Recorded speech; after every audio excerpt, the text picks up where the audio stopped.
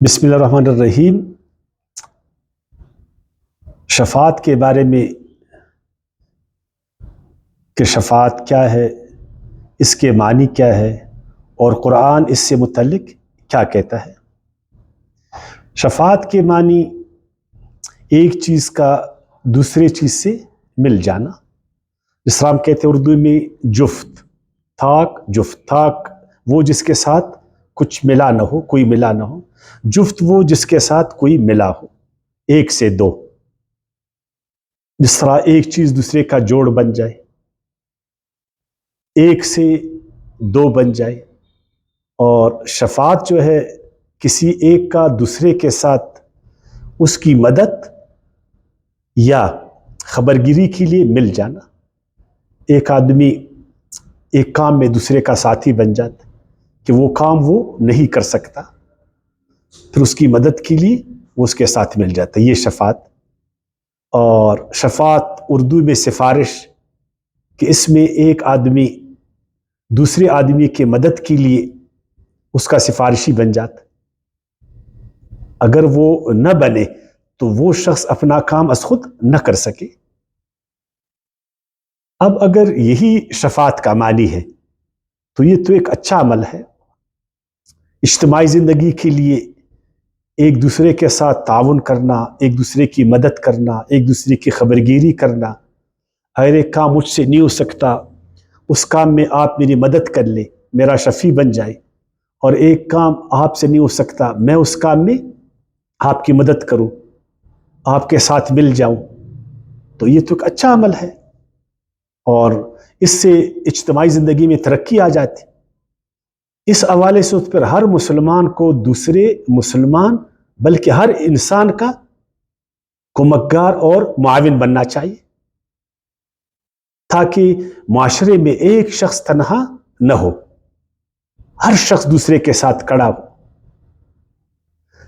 لیکن جب اس معنی کو ہم آخرت کے حوالے سے لے جاتے تو پھر ایک مسئلہ بن جاتا۔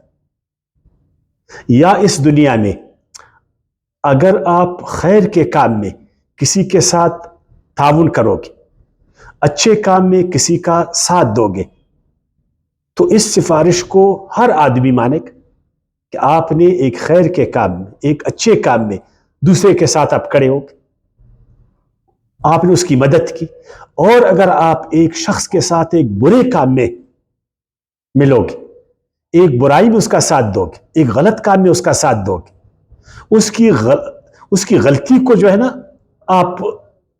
تعاون دو گے، پھر یہ عمل ٹھیک نہیں۔ تو معلوم ہو کہ ایک شفاعت اچھی ہے، ایک شفاعت پھر اچھی نہیں ہے۔ جو اچھی شفاعت ہے وہ مقبول ہے، جو غلط شفاعت ہے وہ نامقبول۔ سورہ نساء کی آیات 85 میں اللہ تعالیٰ نے اس بات کو اس طرح بیان فرمایا، من یشفع شفاعتا حسنتا، جو بھی کوئی شفاعت کرے، کسی کا ساتھ دے، کسی کے ساتھ تعاون کرے، کسی کے ساتھ کھڑا ہو جائے ایک اچھے کام میں، حسنہ میں، ایک اچھے کام میں، یکن لہ نصیب منہا، تو اللہ تعالیٰ اس آدمی کو اس کا معاوضہ بدلہ دے گا کہ اس نے اپنے ایک بھائی کے ساتھ مل کر ایک اچھا کام کیا، ایک اچھے کام میں اس کے ساتھ تعاون کیا، اللہ پاک اس کو ثواب دے گا، اس کام میں اس کا حصہ ہوئے گا۔ وَمَن يَشْفَعْ شَفَاعَةً سَيِّئَةً، اگر ایک آدمی ایک برے کام میں کسی کا ساتھ دے گا، ایک بری سفارش کرے گا، یکن لہو کفل منہا، تو وہ بھی اس کا حصہ دار بنے گا۔ ایک آدمی ناجائز پکڑا گیا چوری کے کیس میں، قتل کے کیس میں، غلط کیس میں، اور دوسرے آدمی نے اس کو نکالنے کی کوشش کی کہ یہ بے گناہ ہے، میں اس کا سفارشی بنوں گا، اور اس کا سفارشی بن گیا، اس کو نکال دیا، یہ ایک اچھا عمل ہے۔ دوسرے نے ایک چور کا ساتھی بنا، اس کو معلوم اس نے چوری کی ہے،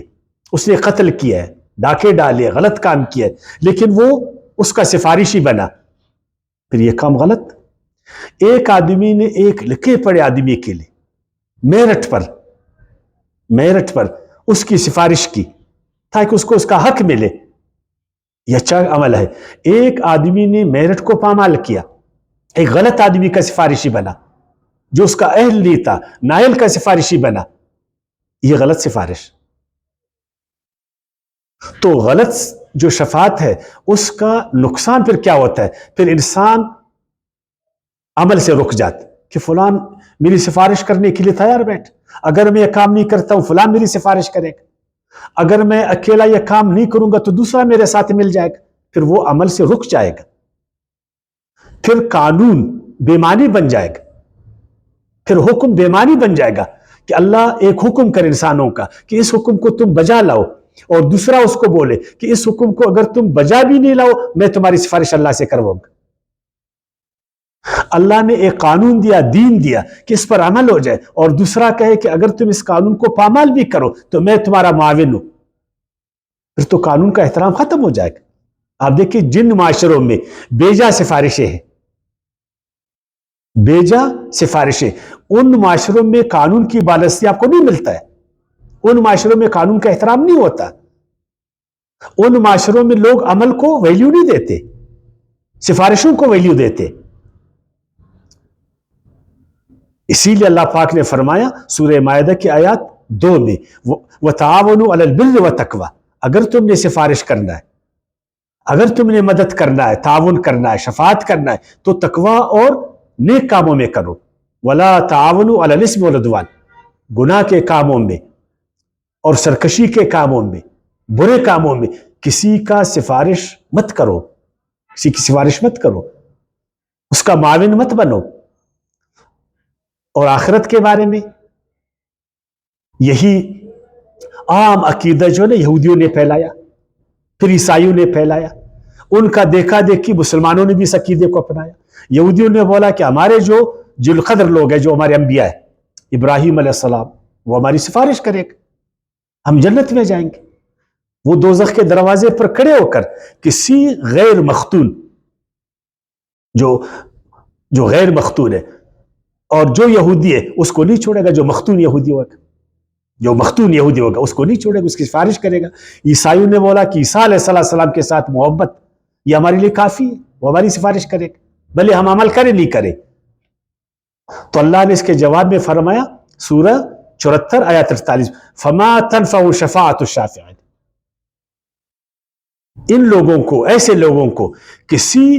شفیع کا شفاعت کام نہیں دے گا کہ ایک آدمی نے عمل نہیں کیا ہے، ایک آدمی نے اللہ کے قانون کو توڑا ہے، آئین کو توڑا ہے اللہ کا، اس نے دین کو پامال کیا، وہ ایک اچھا انسان نہیں تھا، اس نے برائی کی تھی، تو کسی کی سفارش اس کو کام نہیں آئے گا۔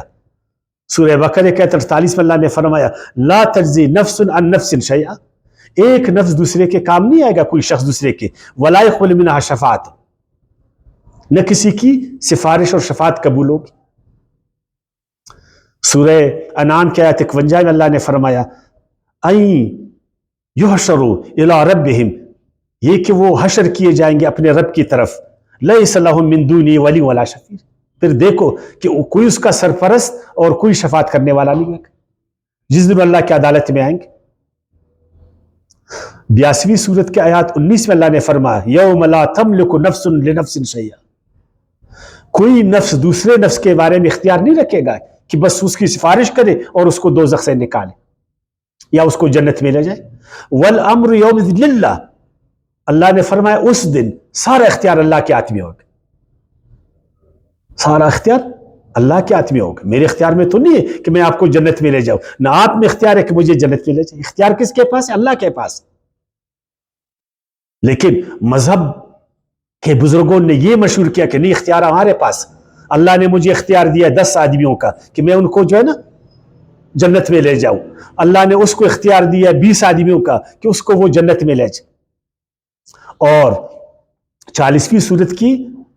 18ویں آیت میں اللہ نے فرمایا، اللہ تعالیٰ نے فرمایا ما للظالمین من حمیم ولا شفیع، ظالموں کے لیے کوئی حمایتی نہیں ہوگا کہ اس کی حمایت کرے، اور نہ کوئی شفاعت والا وقت، ما من شفیع اللہ من بعد اذنہ، اللہ کی اذن کے بغیر کوئی کسی کی سفارش نہیں کر سکے قیامت کے دن، اللہ کا اذن ضروری ہوگا، اللہ کے اذن کے بغیر کوئی کسی کی شفاعت نہیں کر سکے گا جب تک اللہ اجازت دے۔ یہ اللہ کا اذن کیا ہے؟ کیا اللہ ایک بڑے ڈاکو کے لیے بھی کسی کو اجازت دے گا جس نے غارت گری کیا؟ وہ آدمی جس نے قتل و غارت گری کی، لوگوں کو مارا، انسانیت کو اس نے تکلیف دی، اللہ کے احکامات کو پامال کیا، تو فرمایا اللہ تعالیٰ نے سورہ انبیاء کے آیت 28 میں وَلَا يَشْفَعُونَ إِلَّا لِمَنِ ارْتَضَىٰ، جب تک اللہ راضی نہیں ہے آپ کسی کی سفارش نہیں کر سکتے ہو۔ اللہ کا اذن اور اس کی رضا ضروری ہے۔ تو آپ مجھے بتائیں کہ اللہ جس سے راضی ہے اس کی آپ سفارش کر سکو گے نا، اور جس سے اللہ راضی نہیں ہے اور جس نے اس دنیا میں اللہ کو ناراض کیا، اللہ کی رضا کے خلاف وہ چلا ہے، اس نے اللہ کے اذن کو توڑا ہے، اللہ کی مشیت پر نہیں چلا، اللہ کے دین پر نہیں چلا، اللہ کے حکم اور قانون پر نہیں چلا، اس نے اچھے اعمال نہیں کیے، میں کون ہوتا ہوں پھر سفارش کرنے والا اس کا؟ 78ویں سورت کی 38ویں آیات میں اللہ تعالیٰ نے فرمایا لا يتکلمون الا من اذن له الرحمن وقال صوابا، کوئی اللہ کے حضور میں کسی کی سفارش کے لیے بات نہیں کر سکے گا جب تک اللہ اس کو اذن نہیں دے وے، اور اللہ کا اذن کیا ہے؟ وقال صوابا، کہ وہ صحیح بات کہے، درست بات کہے۔ اور 99 سورت آیات 7-8 میں اللہ تعالیٰ نے فرمایا فَمَن يَعْمَلْ مِثْقَالَ ذَرَّةٍ خَيْرًا يَرَهُ، جو ایک بھی ذرہ خیر کرے گا اس کو دیکھے گا قیامت کے دن اللہ کے حضور میں، وَمَن يَعْمَلْ مِثْقَالَ ذَرَّةٍ شَرًّا يَرَهُ، اور جو ایک ذرے کا برا کرے گا اس کو بھی وہ دیکھے گا، وہ برائی اس کے سامنے آ جائے گا، وہ اچھائی اس کے سامنے آ جائے گا۔ 101 سورت آیات 6-9 میں اللہ تعالیٰ نے فرمایا فَأَمَّا مَنْ ثَقُلَتْ مَوَازِينُهُ فَهُوَ فِي عِيشَةٍ رَاضِيَةٍ، جس کے پاس اچھے اعمال ہوئیں گے، ان کے اعمال بہت اچھے زیادہ ہے، اچھے اعمال زیادہ، وہ جنت میں جائے گا، وہ عیش کرے گا اللہ کی رضا میں۔ وَأَمَّا مَنْ خَفَّتْ مَوَازِينُهُ فَأُمُّهُ هَاوِيَةٌ، اور جس کے برے اعمال زیادہ ہوں گے، اس کے پاس اچھے اعمال نہیں ہوں گے، وہ جہنم میں جائے گا۔ اور اگر ہم شفاعت کو قرآن کی تعلیمات سے ہٹا کر پیش کریں گے، نبی کریم صلی اللہ علیہ وسلم کی تعلیمات سے ہٹا کر اس کو پیش کریں گے،